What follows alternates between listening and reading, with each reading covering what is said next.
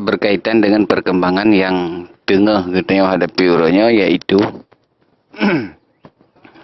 seputar himbauan daripada Gubernur Aceh, PLT Gubernur Aceh Nova Iriansyah, yang melarang tentang pengajian selain daripada Ahlus Sunnah wal Jamaah dalam akidah, dalam fiqh amaliyah, furu' amaliyah, iaitu berpegang kepada salah satu daripada mazhab yang empat, iaitu mazhab Syafi'i atau Asy-Syafi'iyah. Maka ini merupakan sebuah himbauan yang sangat tepat, dan kami meminta agar ke depan Ahlus Sunnah wal Jamaah harus dikanunkan sebagaimana tempo dulu masa Iskandar Muda. Aceh merupakan daerah yang bermazhab kepada mazhab Syafi'i, i'tikad Ahlus Sunnah wal Jamaah dari masa ke masa. Maka sangat tepat sekarang untuk diberlakukan. Bahkan karena memang sekarang ini banyak sekali dari kalangan remaja, anak yang tengah muda-muda urusnya apatis terhadap agama, apatis terhadap akidah. Sang-sang hana yang perlu untuk dimengerti. Padahal akidah Ahlus Sunnah wal Jamaah merupakan pondasi dasar yang memang harus dimiliki oleh setiap orang yang Islam akil balik.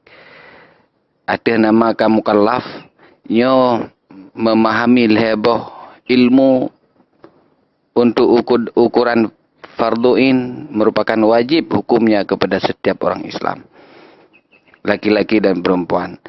Nah, untuk di Aceh, Ahlus Sunnah wal Jamaah merupakan salah satu solusi yang tepat untuk diberlakukan di semua instansi pemerintah. Adapun di masyarakat tidak pernah ragu, memang sudah berjalan, yaitu Ahlus Sunnah wal Jamaah. Kalau seandainya hari ini diterapkan dua mazhab di Aceh, itu sangat berbahaya. Kenapa? Karena memang bertolak belakang, menyena dua bohal dalam sabuh masalah. Intangnya tungku akan tumpang tindih, akan kacau masyarakat dalam beramal. Lebih-lebih masyarakat gedanya tungku. Nah yang memang kamu mengerti ilmu, bahkan nah yang hana mengerti sama sekali. Ke yang hana mengertinya tungku memang tak pegah bandu mazhab urungan, pasti kalang kabut dalam mengamalkan.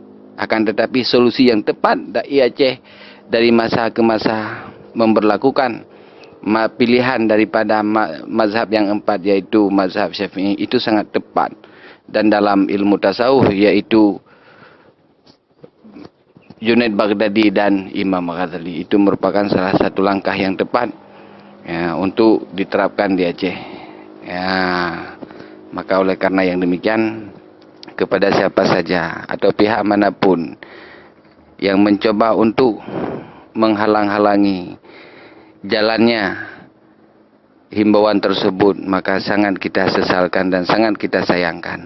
Lebih baik mereka diam kalau memang mereka tidak tahu terhadap agama. Lebih baik mereka diam diri sebelum para masyarakat Aceh dan kami daripada bahagian daripada masyarakat Aceh juga ikut mengompanyekan dan terus memantau siapa saja dari kalangan mana saja yang mencoba untuk menghambat Ahlus Sunnah wal Jamaah di Aceh, mazhab Syafi'i dan tasawuf Junaid al-Baghdadi dan Imam Ghazali. Pasti kami tidak akan pernah tinggal diam. Kami tidak akan pernah tinggal diam dalam menyikapi persoalan ini. InsyaAllah kami akan bangkit untuk mempertahankan Ahlus Sunnah wal Jamaah, mazhab Syafi'i dan ilmu tasawuf, yaitu Junaid al-Baghdadi dan Imam Ghazali. Terima kasih.